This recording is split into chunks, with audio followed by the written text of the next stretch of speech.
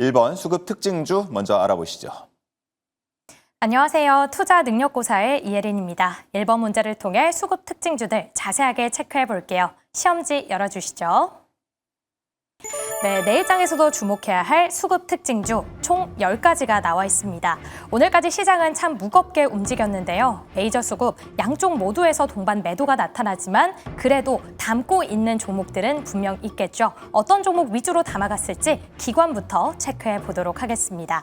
먼저 1번 종목은 LG가 나와 있습니다. 오늘 법률 개정안 공포안 드디어 통과가 됐습니다. 이에 따라서 시장은 이 배당 분리가세 수혜주 찾기에 나섰는데요. 그 안에서도 이 주주환원 확대 기대감 크게 받아가고 있는 LG를 가장 많이 매수하고 있는 모습입니다.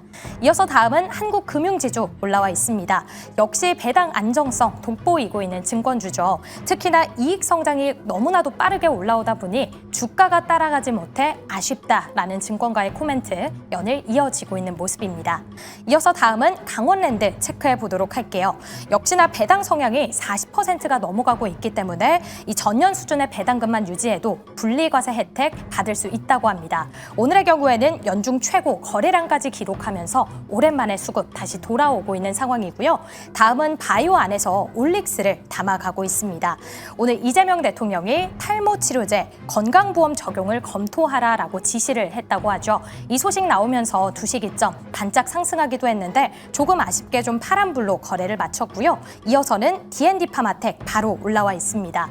오늘 탈모는 물론이고요. 비만 치료제까지 건강보험 적용을 언급을 했습니다. 이에 따라서 여러 가지 종목들을 움직였는데 D&D 파마텍 5거래 연속 순매수 이어지고 있습니다. 이어서는 외국인의 매수 함께 보시죠. 1번 APR이 나와 있습니다. 이제 11월 의료관광 소비액이 역대 최고치를 경신했다라는 좋은 소식 연일 이어지고 있습니다. 개별적으로도 아마존 뷰티 카테고리에서 메디큐브 1위를 계속 이어가고 있다라는 소식까지 전해지고 있는 모습이고요. 다음 종목으로는 이수페타시스 자리하고 있습니다. 최근에 AI 거품론 다시 불거지면서 3거래일 만에 17% 급락세를 보이고 있는데요. 그 와중에 다행인 건 메모리 반도체에 대한 업황 워낙 기대감이 크다 보니 외국인의 매수세 계속 유입이 되고 있습니다. 이어서 다음은 신한지주 자리하고 있습니다. 외국인의 경우에는 배당 분리가세 수혜주로 이 종목을 꼽고 있는데요. 오늘까지 2거래일 연속 순매수 이어지고 있고요. 다음 종목 효성 자리하고 있습니다. 외국인은 보시는 것처럼 4거래일 연속 매수하고 있지만 기관은 3거래일째 매도로 대응하고 있습니다. 수급이 엇갈리다 보니 주가의 흐름 박스권 깨지 못하고 있는 분위기고요. 마지막 종목 LS 일렉트릭입니다. AI 거품론에도 불구하고 이 국산 초고압 변압기 미국 수출액이 사상 처음으로 1조 원을 돌파할 걸로 기대되고 있습니다. 아쉽게 오늘 좀 반락으로 마무리됐는데 상승 다시 되찾을 수 있을지 두 분의 보드를 통해 내일의 종목 체크해 보도록 할게요. 그럼 첫 번째 주식 남녀의 선택 보드를 들어주시죠. 자, 이렇게 수급 특징주 알아봤습니다. 기관 매수 탑5, 외국인 매수 탑5 종목들 알아봤는데요. 두 분께서 답을 작성을 해주신 것 같습니다. 확인해 보시죠.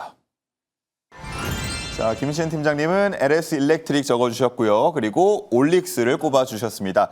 평소에 저희 방송을 통해서 많이 강조를 했던 섹터들에 대해서 꼽아주신 것 같은데 특히나 김시은 팀장님은 아마 10가지 종목 보고 이 LS 일렉트릭 밖에 안 보였을 것 같은데요? 맞나요? 네, 맞습니다. 예. 항상 이제 언제나 강조했던 전력기기 쪽인데 이제 사실 내일 장에서 주목해야 하는 특징주라기보다는 꾸준하게 들고 가시면 좋을 그런 쪽이지 않을까라는 생각을 가지고 있어요. 지금 LS 일렉트릭도 그렇고 사실은 전력기기라든지 반도체, AI가 붙어있는 종목군들 같은 경우에는 마이크론의 실적 발표 이후에 방향성이 정해지고 나서 좀 움직일 가능성이 굉장히 높습니다. 예. 그래서 그 전까지의 움직임이 크게 나올 것으로 보여지고 있지는 않은데 다만 그럼에도 불구하고 제가 LS 일렉트릭을 적은 것은 지금 펀더멘털이 크게 바뀌지 않았다라고 보시면 좋을 것 같아요. 지금 논리가 AI 쪽에 대해서 우리가 기대했던 것만큼의 수익성이 나오지 않는다. 그러면 그동안 그 논리에 의해서 뭐 데이터 센터 전력에 대한 수요가 굉장히 많이 올라오면서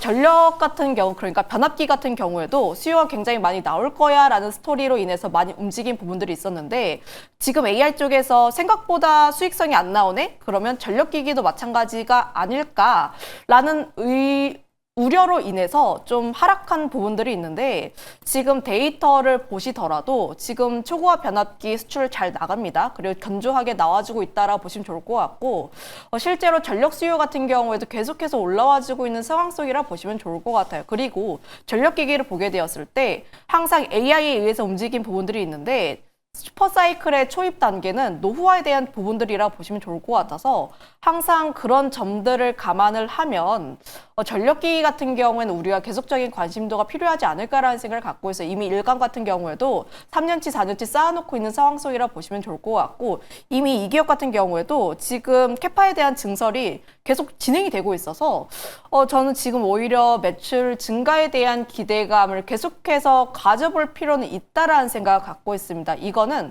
펀더멘털에 대한 부분이라고 보시면 좋을 것 같은데 다만 기술적인 부분에서 보시면은 약간 지금 당장의 접근보다는 예. 눌림이 조금 더 나왔을 때 접근하시는 것도 괜찮지 않을까라는 생각을 갖고 있어요. 물론 분할적으로 매수를 하는 단계에서는 지금 자리도 괜찮다는 생각을 갖고 있긴 하지만 지금 45만 원 라인대가 지지가 되는지가 가장 중요하다라고 보시면 좋을 것 같고요. 그 다음에 51만 원 라인대를 또 어떻게 돌파하는지 여부가 가장 중요한 라인대가 LS 일렉트리지 않을까라는 생각을 갖고 있습니다. 지금 당장에 거래량, 그러니까 추세를 돌리려는 그런 거래량이 크게 없다 보니까 지금 자리는 약간 지지부진한 흐름들이 좀 높지 않을까라는 의견도 한번 덧붙여 드리도록 할게요. 네, 좋습니다. 분할 매수 하려고 그랬는데 한 주에 막 50만 원씩 하니까 이거를 어떻게 분할 매수를 해야 되나 이런 생각을 좀 하게 되긴 하는데 어쨌든 중요한 지지 라인 45만 원대 그리고 돌파할 수 있는 51만 원대 이 라인들 보시면서 대응을 잘 해보시면 좋을 것 같습니다. 자, 다음은 올릭스로 넘어가 보겠습니다. 자, 기관 매수 탑5 중에 4위 종목인데 네. 앞서서 이제 이혜린 아나운서가 정리를 잘 해주긴 했습니다. 네. 오늘 뭐 장중에 반짝 주목을 받았는데 살짝 아쉽게 마무리가 됐어요. 그렇죠. 그러니까 아무래도 이제 저항 구간대의 매물을 좀 소화하고 있는 게 아닌가라는 좀 생각이 있는데요. 그러니까 사실 제가 최근에 여러분들한테 제약바이오 그중에서 C는 비만약이다라고 말씀을 여러 차례 드렸어요. 그래서 그 중에서도 제가 탑픽 종목 꼽아드리고 뭐 조금 있다가 리뷰도 해드리겠습니다만 G2G 바이오 같은 경우도 다중바닥 형성하고 바로 반등하는 모습들이 나오고 있죠. 그 중에서 또 하나 주목해 보셔야 되는 게 바로 올릭스다라는 말씀을 드리고 싶은데 지금 시장은 넥스트 위고비를 찾고 있다라고 생각을 하시면 돼요. 이전까지는 그냥 일주일에 한 번씩 배에다가 주사를 맞아가면서 내 뇌를 마치 배부른 것처럼 만들어가지고 이 식욕을 조절할 수 있게끔 만든 약이 바로 위고비, 마운자로 이런 약들인데 지금 시장에서는 이것보다 더 나은 제형, 이것보다 더 나은 기전을 찾고 있다라고 보시면 돼요. 그 중에서 부각되는 게 바로 올릭스입니다. 왜 그러냐면 올릭스 같은 경우에는 아예 유전자 자체를 무언가 좀 식욕이 당기지 않게끔 그 식욕이 당기게끔 만든 유전자 자체를 제어하는 이 RNA 기술을 갖고 있다 보니까 이 부분에 있어서의 재료가 실제 이 글로벌 비만약 시장에서 상당히 주목을 좀 많이 받고 있는 상황이고요.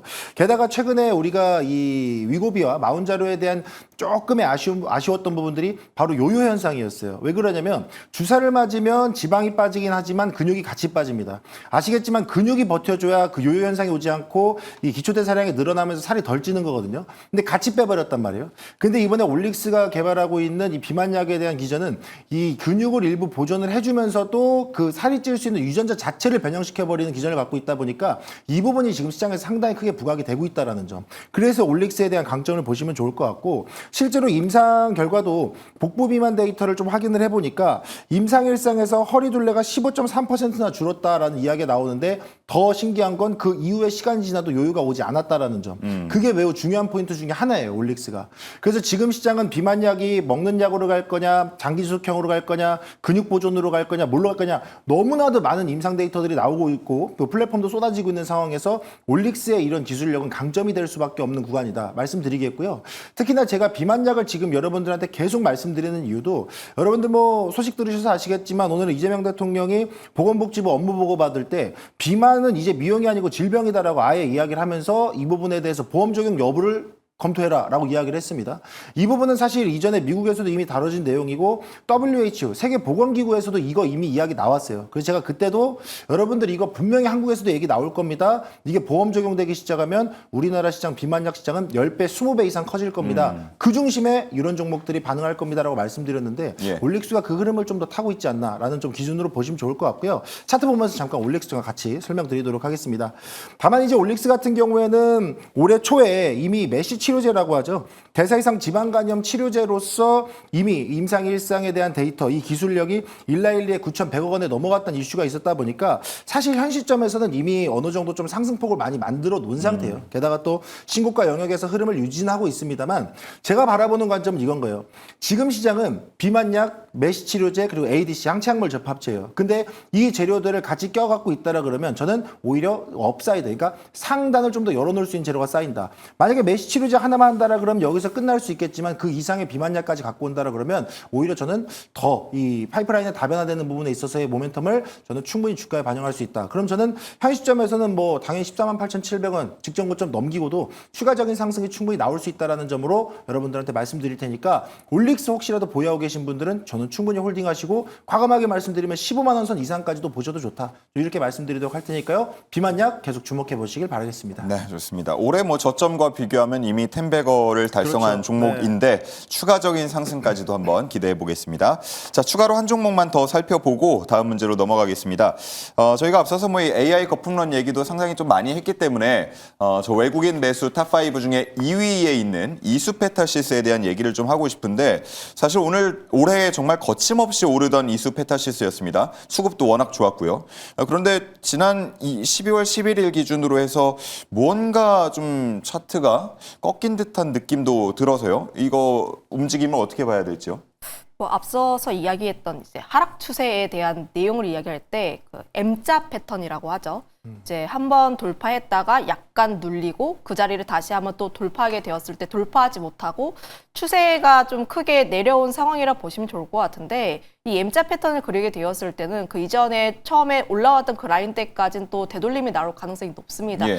사실 이 종목군 같은 경우에는 펀더멘털에 대한 문제가 아니라 수급적인 요소에 의해서 움직였다라고 보시면 좋을 것 같은데 지금 뭐 이스페타시스 같은 경우 MLB 기판이라든지 앞으로 성장에 대한 부분들 특히 증설에 대한 내용들이 여전히 남아있기 때문에 펀더멘털에 대한 훼손보다는 지금 반도체 쪽에서 수급들이 나오고 있고 특히나 이스페타시스 같은 경우가 사실 소부장 내에서 굉장히 크게 올라왔던 종목 중 하나이다 보니까 그거에 대한 성격으로 인해서 수급을 많이 뱉어내고 있다는 측면이라 보시면 좋을 것 같아요. 특히나 연말 같은 경우가 그동안 많이 올라왔던 종목군들 같은 경우에 수급을 일부 되돌리는 부분들도 있고 특히나 뭐 부클릿 클로징이라든지 대주주 양도세 이런 내용들이 어느 정도 겹쳐 있다 보니까 좀 흐름이 나온다라고 보시면 좋을 것 같은데 지금 자리에서 약간의 대응을 하기엔 살짝은 늦었다라고 보시면 좋을 것 같고 그러면 예. 지금 왜 늦었냐? 지금 밑에서 그러니까 한 뭐 8월, 9월쯤에 담으신 분들 같은 경우에는